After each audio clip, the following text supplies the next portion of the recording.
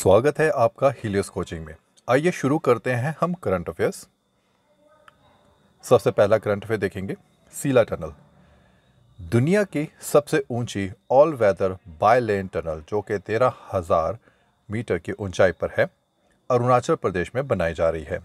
इससे फ़ायदा क्या होगा? इस टनल से फ़ायदा ये होगा कि हम जो कि हमारा Arunachal Pradesh state China border के साथ लगता है, वहाँ तक हम अपने सेना के वेपन्स और हम अपने सेना के जवानों को तवांग एरिया के थ्रू बड़ी आसानी से कम समय में पहुंचा सकेंगे। तो ये कह सकते हैं हम कि सीला टनल एक स्ट्रैटेजिक टनल है और बॉर्डर के ऊपर हमारा ये एक बहुत बड़ा डेवलपमेंट है। इस टनल का जो फाउंडेशन है वो फरवरी 2019 में हमारे प्रधानमंत्री जी नरेंद्र मोदी जी ने रखा था और with the cost of 700 crore. आगे मैं बात करूं तो ये पूरे नॉर्थ ईस्ट इंडिया के अंदर एकमात्र ऐसी टनल है जो फर्स्ट रोड टनल है, यानी कि सड़क वाली टनल है।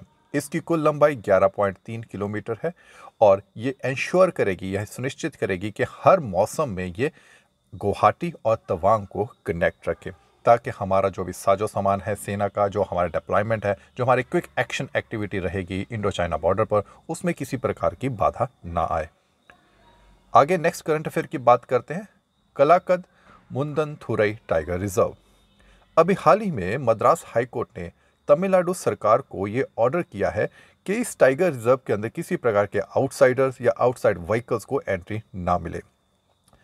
ये तो हो गया कि क्यों न्यूज़ में। अब हम बात करेंगे कलाकद मुंदनथुरई टाइगर रिजर्व है क्या। देखिए, ये तमिलनाडु स्टेट का पहला टाइगर रिजर्व है और ये वेस्टर्न घाट के दक्षिणी हिस्से को कवर करता है तथा इसमें वेट एवरग्रीन, जिन्हें हम नम सदाबहार हरित फॉरेस्ट कहते हैं, वेट एवरग्रीन फॉरेस्ट पाया जाता है। साथ ही साथ छोटी बड़ी नदियों को मिलाकर यहाँ पर कैचमेंट एरिया भी बनता है। ये टाइगर बायो रिजर्व जो है ये हिस्सा है अगस्थ्यमलय बायो रिजर्व का। यहाँ पर टाइगर्स के अलावा सांभर भी मिलता है, स्पॉट डियर मिलता है, elephant, leopard, wild dog etcetera, ये सब स्पीशीज चाहे रेप्टाइल्स हो, बर्ड्स हो, वो सब यहाँ पाए जाते हैं। तो एग्जाम की दृष्टि से ये इंपॉर्टेंट हो जाता है कि कलाकद मुंदनथुरई टाइगर रिजर्व कहाँ पर है। आगे बात करेंगे हम वर्ल्ड हार्ट डे यानी कि हृदय दिवस। वर्ल्ड हार्ट डे सेलिब्रेट किया जाता है हर साल 29 सितंबर को। इस वर्ष 2023 को इसका थीम है use heart for every heart, हृदय का हर हृदय के लिए इस्तेमाल करें। ये एक ग्लोबल यानी कि यूनिवर्सल कैंपेन है जिसमें लोगों को यूनाइट किया जाता है ताकि वो कार्डियोवास्कुलर डिजीजेस के खिलाफ इकट्ठे हों और खड़े और इस बीमारी से हम बचें। ये दिन सबसे पहले वर्ष 2000 में ऑब्जर्व किया गया था जब वर्ल्ड हार्ट फेडरेशन ने वर्ल्ड हेल्थ ऑर्गेनाइजेशन के साथ कोलैबोरेशन किया था। अब हम देखेंगे कार्डियोवास्कुलर डिजीज होती क्या है। देखिए, कार्डियोवास्कुलर डिजीज जिसको सीवीडीज भी कहते हैं, ये बहुत सारी हार्ट और ब्लड वेसल डिजीज का एक ग्रुप है। ठीक है, अब जैसे कोरोनरी हार्ट डिजीज है, सेरिब्रोवास्कुलर डिजीज है, रूमेटिक हार्ट डिजीज है, इसी तरह बहुत सारी डिजीज का ये ग्रुप है जिसको सीवीडीज कहते हैं। तो ये हृदय और उससे जुड़ी हुई ब्लड वेसल से रिलेटेड है।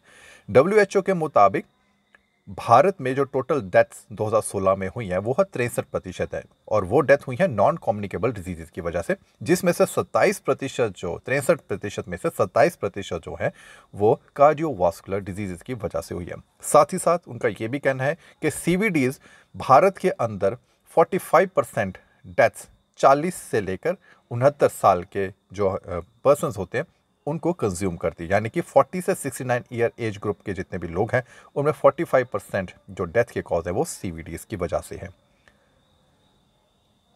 आगे बात करते हैं, very important, Nobel prize 2023 declare हुआ है। मेडिसिन में बात करूं, मेडिसिन या फिजियोलॉजी में विनर है कैटलिन कैरिको और दूसरी है ड्रू विसमैन। कैटलिन हंगरी से हैं, ड्रू विसमैन यूएसए से हैं। इन दोनों ने मिलकर काम किया है for nucleoside based modifications that enable the development of effective mRNA vaccines against COVID-19। अगले नोबेल प्राइज की बात करते हैं जो फिजिक्स में मिला है। ये 3 व्यक्तियों को एक साथ मिला है, पायरी एगोस्टिनी जो यूएसए से हैं, फ्रेंस क्राउस जो जर्मनी से हैं, एन एल हुइनलर जो स्वीडन से हैं। इन तीनों ने काम किया है for experimental methods that generate attosecond pulses of light for the study of electrodynamics in matter.